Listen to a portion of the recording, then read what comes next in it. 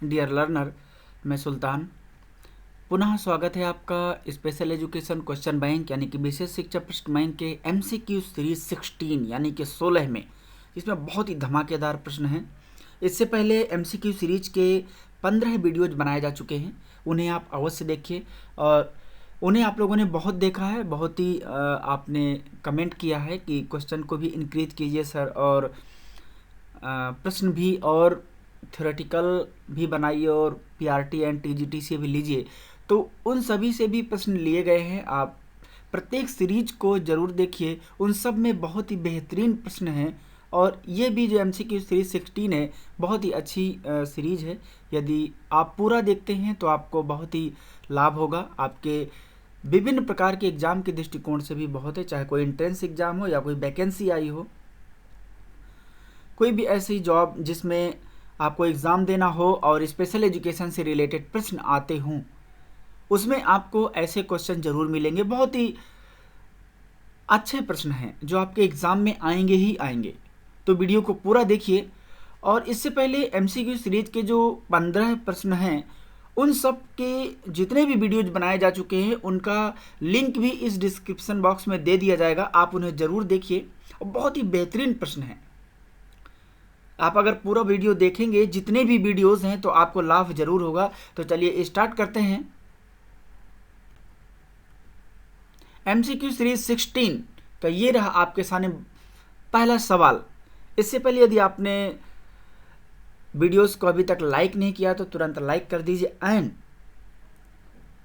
Channel को subscribe कर दीजिए यदि चैनल में पहली बार है तो, ताकि आने वाले न्यू वीडियो का नोटिफिकेशन आपको तुरंत मिल जाए और आप ऐसे ही महत्वपूर्ण MCQ सीरीज जो कि स्पेशल एजुकेशन से रिलेटेड है, आप उसका लाभ उठाते रहें। इसके अलावा और भी बहुत सारे वीडियोज चैनल में पड़े हैं, प्लेलिस्ट में जाइए और वहाँ पर दिव्यांगता विकलांगता से संबंधित बहुत सारे वीडियोज पड़े हैं, अलग अलग डिसेबिलिटी रिलेटेड। आप पूरा देखिए और जानकारी प्राप्त करिए। तो चलिए स्टार्ट करते हैं। क्वेश्चन नंबर 1 जो आपके सामने है कि वेरीफाइड स्लेट सिस्टम क्या है। Option A method of teaching language यानी कि भाषा शिक्षण की विधि है। Option B method of teaching sign language यानी कि सांकेतिक भाषा शिक्षण की विधि है। And option C method of personality development यानी कि व्यक्तित्व विकास की विधि है। And option D all of the above यानी कि उपर्युक्त सभी। तो इसका सही जवाब है option A method of teaching language यानी कि भाषा शिक्षण की विधि है verified slate system. Question number 2 जो आपके सामने है और बहुत ही महत्वपूर्ण सवाल प्रश्न, निम्न में से ऐसे कौन से बच्चे हैं जिनमें स्वयं में खोए रहने के कारण भाषा और सामाजिक विकास नहीं हो पाता है। ऑप्शन ए डेफ ब्लाइंडनेस यानी कि जो डेफ ब्लाइंडनेस चिल्ड्रन जो बधिरांध बच्चे होते हैं। Option B locomotor disabled children जो अस्थि विकलांग बच्चे होते हैं। या ऑप्शन सी ऑटिस्टिक चिल्ड्रन यानी कि जो स्वलीन बच्चे होते हैं। या फिर option D hearing impairment children जो श्रवण बाधित बच्चे होते हैं। तो इसका सही जवाब है ऑप्शन सी ऑटिस्टिक चिल्ड्रन यानी कि स्वलीन बच्चे, क्योंकि यही बच्चे होते हैं ऑटिज्म यानी स्वयं में खोए रहते हैं। तो यदि आपको ऑटिज्म से रिलेटेड पूरी जानकारी चाहिए तो इस वीडियो के डिस्क्रिप्शन बॉक्स में एक ऑटिज्म से related special needs children autism spectrum disorder से रिलेटेड आपको वीडियोज का लिंक मिल जाएगा। आप उसमें देखिए और पूरी जानकारी प्राप्त करिए, आपको पूर्ण जानकारी मिलेगी। क्वेश्चन नंबर 3 जो आपके सामने है कि निम्नलिखित में से विकलांगता के प्रति गलत धारणाएं हैं। बहुत सारे लोग जो मिसकंसेप्शंस फैला के रखते हैं कि विकलांगता ये, विकलांगता वो, दिव्यांगता ये। तो इसके बारे में हम जानते हैं। Option A are a burden to society यानी कि समाज के लिए बोझ हैं, ये ऐसी गलत धारणा मतलब है या नहीं। ऑप्शन बी ऐसे बच्चे पढ़ लिख नहीं सकते जो विकलांग होते हैं, ये पूर्व जन्म का पाप होता है।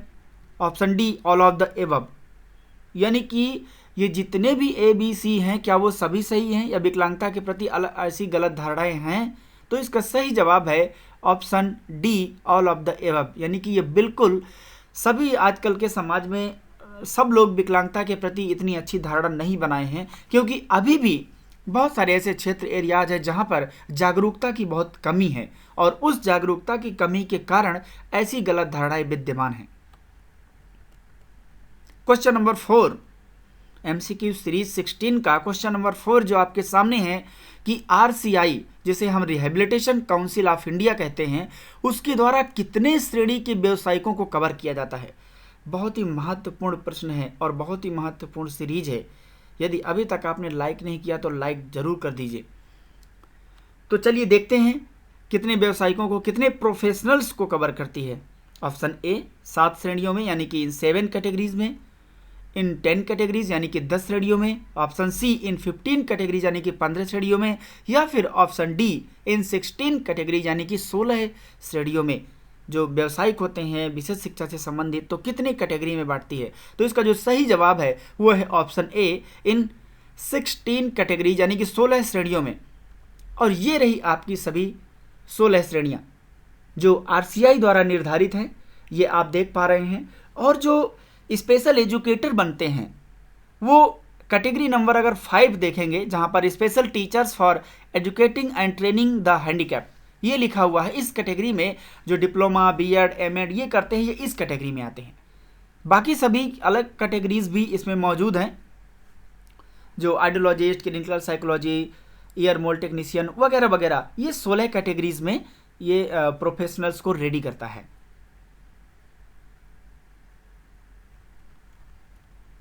क्वेश्चन नंबर 5 जो आपके सामने है कि निम्नलिखित में से दृष्टिबाधिता के प्रभाव हैं। अगर दृष्टिबाधित हो जाती है तो क्या।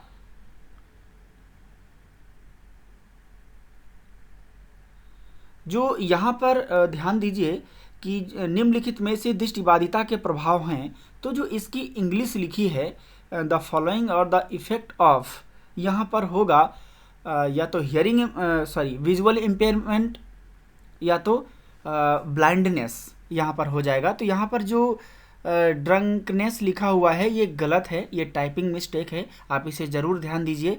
यहाँ पर आप पढ़ेंगे विजुअल इम्पेयरमेंट या ब्लाइंडनेस, ठीक है। तो चलिए इसके ऑप्शन देखते हैं। Option a problem in adjustment यानी कि समायोजन में समस्या, and option B physical problem यानी कि भौतिक समस्याएं, ऑप्शन सी दृश्य सामग्री को पढ़ने में समस्या, या फिर option D all of the above उपर्युक्त सभी। तो इसका जो सही जवाब है वो है option D all of the above उपर्युक्त सभी।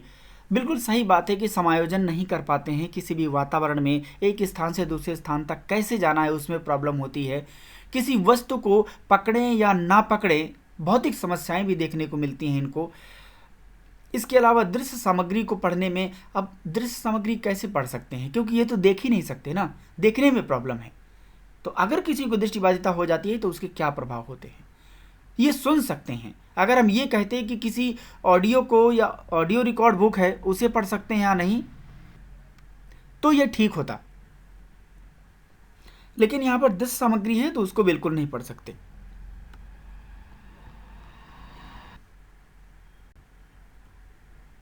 क्वेश्चन नंबर 6 जो आपके सामने है कि एक 5 वर्ष के बच्चे में दूसरों के प्रति प्रतिक्रिया तथा संप्रेषण में कमी है तथा असमान व्यवहार को बार बार करता है, इस तरह के लक्षण किससे संबंधित है। यहाँ पर जो प्रतिक्रिया है, प्रतिक्रिया लिख गया है वो प्रतिक्रिया है, तो जो रिस्पॉन्स होता है और जो कम्युनिकेशन होता है उसमें कितनी कमी देखने को मिलती है।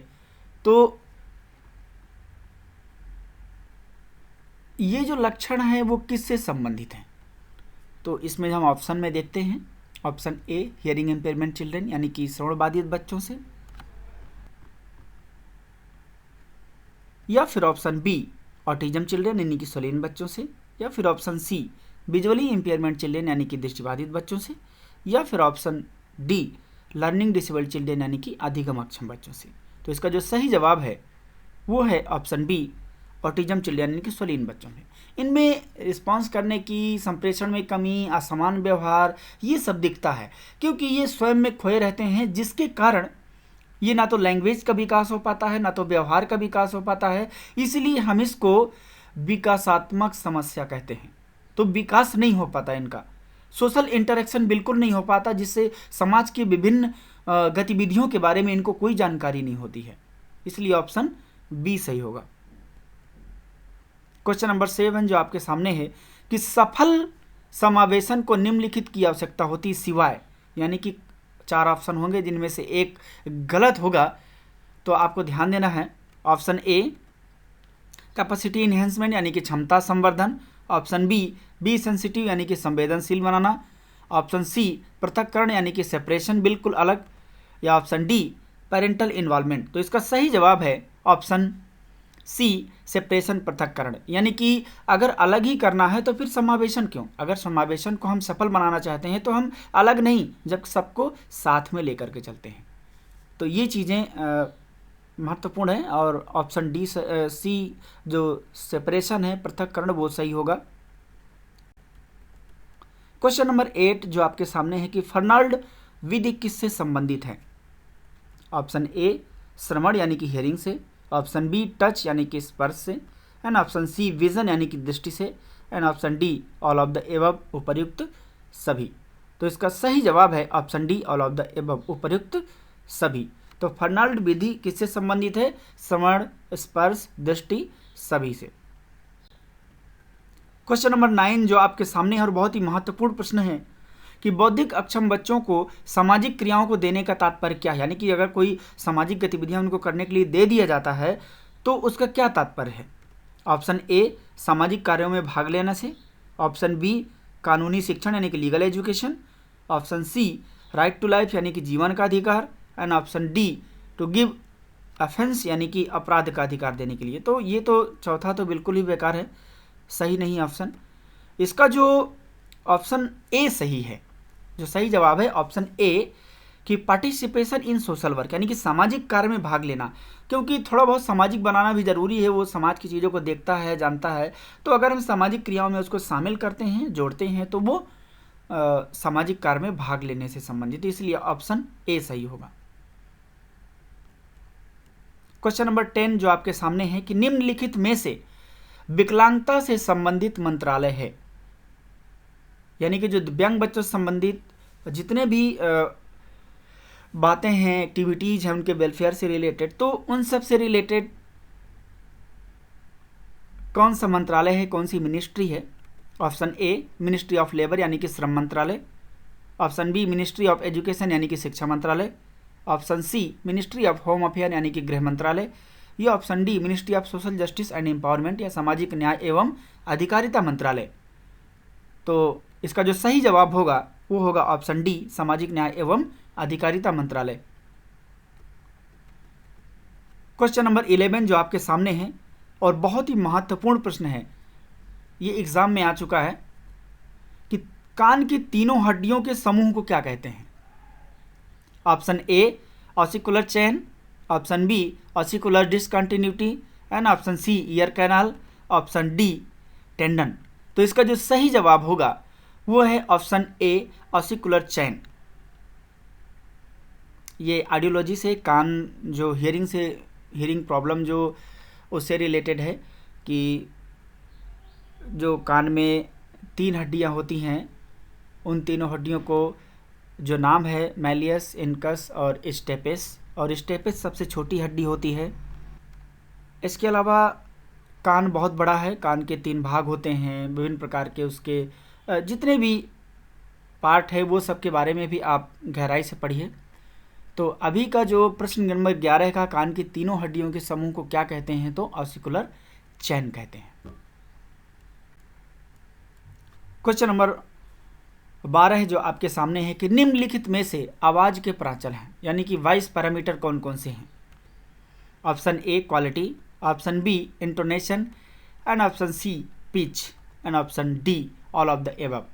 इनमें से जो सही जवाब है वो है option D all of the above, यानी कि क्वालिटी भी आवाज़ कैसे बोल रहा है, कितनी क्वालिटी है उसमें, इंटोनेशन कैसा है, उतार चढ़ाव कैसा है, इसके अलावा पिच कैसी है, मतलब कितनी फ्रिक्वेंसी, मतलब जो मेल होता है, फीमेल होता है, किस तरीके का साउंड है। तो ये आवाज़ के प्राचल हैं। इसका सही जवाब होगा ऑप्शन डी। क्वेश्चन नंबर 13 जो आपके सामने है कि NAD का पूर्ण रूप है। Option A national award for the deaf, option B national association of the deaf, option C national autism day, and option D national academic depository. तो इससे इसका जो मतलब है option B national association of the deaf. Question number 14 अब इसमें आपको ध्यान देना है कि सही कथन चुनना है। 4 ऑप्शन है, उन चारों ऑप्शंस में से एक कथन सही है, वो आपको ध्यान देना है। बहुत ही महत्वपूर्ण क्वेश्चन है। और वीडियो अच्छा लग रहा हो तो लाइक करिए। ऑप्शन ए कि sign language is the same all over the world, यानी कि पूरे विश्व में सांकेतिक भाषा समान है, एक भी अंतर नहीं है। Option B sign language is common all over India, यानी कि पूरे भारत में सांकेतिक भाषा समान है। ऑप्शन सी सांकेतिक भाषा को हियरिंग लोगों द्वारा बनाया गया। हियरिंग मतलब सुनने वाले जो हैं, जैसे कि मैं अभी बोल रहा हूं तो मैं सुनने वाला व्यक्ति हूं, तो हियरिंग लोगों ने बनाया है। And option D none of these, इनमें से कोई नहीं। तो इनमें से कोई नहीं या फिर ये ऊपर 3 ऑप्शन कौन में से सही होगा, तो इसका जो सही जवाब है वो है option D none of these, इनमें से कोई नहीं। क्योंकि पूरे विश्व में एक जैसी नहीं है, पूरे भारत में भी एक जैसी नहीं है, और ना ही ये हियरिंग लोगों द्वारा बनाई गई है सांकेतिक भाषा। तो ये इसलिए इसका जो सही जवाब होगा इनमें से कोई नहीं, क्योंकि ये तीनों ऊपर के बिल्कुल गलत कथन है।